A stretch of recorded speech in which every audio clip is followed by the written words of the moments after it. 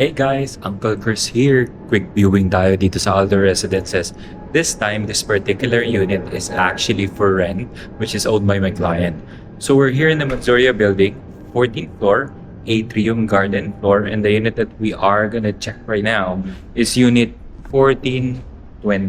So this is a 67 square meter Korean cut. So upon entering the unit, as you can see here, so ayan, pagpasok natin sa main door natin, yung kitchen area natin, and then free-flowing tayo ng living and dining space all the way to the balcony, which we'll view later. So the first thing that we will view right now is yung bedroom na nandito, which is the first bedroom.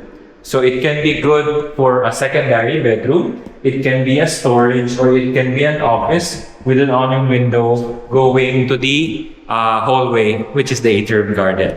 And then standard natin, we do have a toilet and bath here. So very, very nicely sized and decently sized siya. Very usable siya. So malaki siya, hindi siya yung masikip na toilet and bath.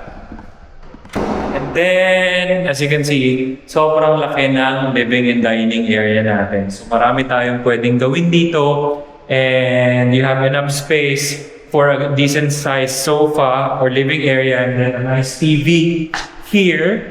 And then dito nyo naman ilalagay yung dining area nyo. So maganda siya and okay yung space niya. Enough, this is enough for a small family. So it's a very, very, which is the one, ito yung unit na to is intended for those naman small family. So we're on the master bedroom. So kita nyo naman, as usual, meron tayong malaking window dyan, which overlook Selman building and the amenity area sa baba, which I'll show you now. So punta na tayo sa balcony area natin. Alright, so this is your balcony area, and standard naman to guys, DMCI balcony. So ayan, kita nyo naman. So pag tumambay ka dito sa balcony area mo, yan yung magiging view mo.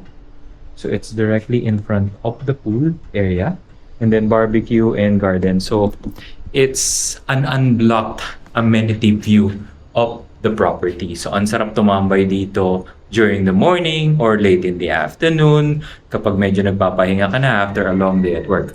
Alright? So if you're interested in renting a 2-bedroom bare unit here in Aldo Residences, alam nyo na kung paano ako kontakin guys ha. Alright? Uncle Chris, message nyo na ako ha. Bye guys! See you soon! Bye!